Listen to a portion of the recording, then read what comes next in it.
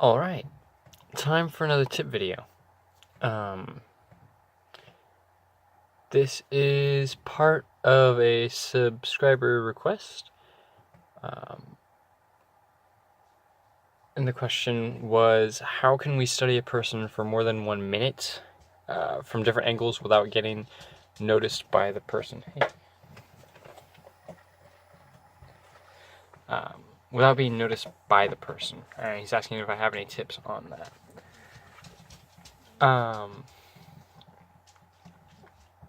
And I actually do. This is something that I've had a few times to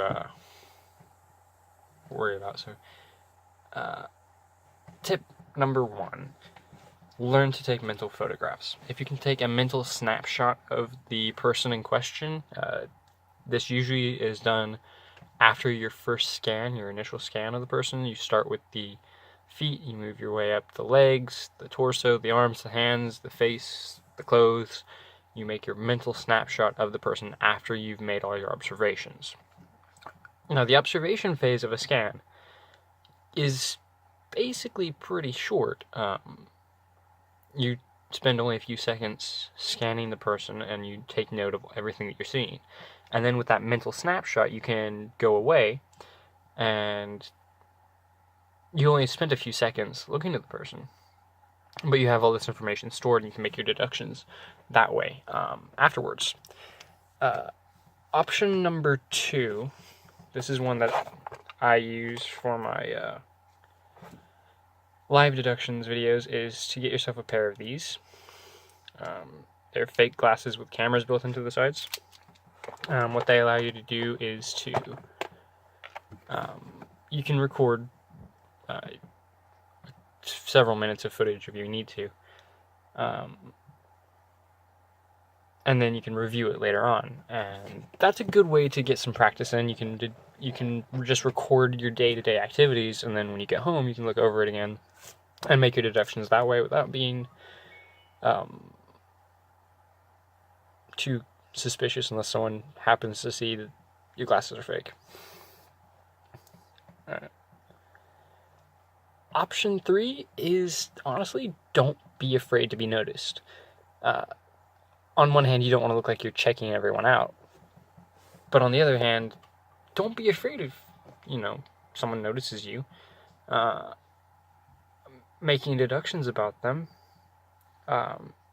9 times out of 10, it's through conversation and interaction that you're going to, that your deductions, your conclusions will be confirmed. So interacting with that person isn't necessarily a bad thing. For me, my challenge here is when I interact with people, I put so much effort into actually socializing and communicating with them that my deductions kind of plummet, which is one reason I like to do my deductions from afar before coming up close. I do have another video coming up not too long from now that kind of has something to do with this too, but I wanted to tackle that subject slightly differently. It's making deductions at a distance compared to up close and personal. And how to do that and how to go about doing that.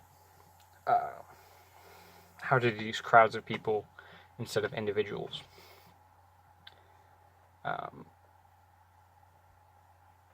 So without going too much into detail on that, so that I can still have so I can still talk about it in the next video.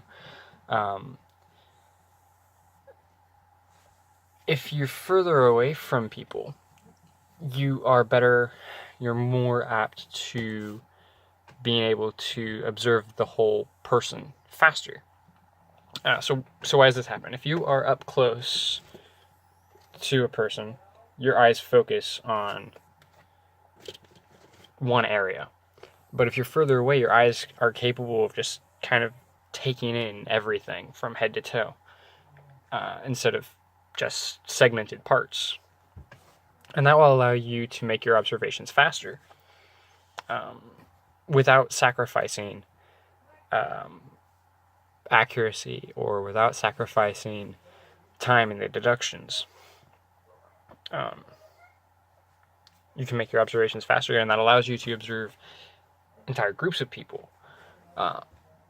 And an added bonus is when you're further away, granted you can't see as much detail, but you're less suspicious than if you were a few feet from the person and you were staring them down.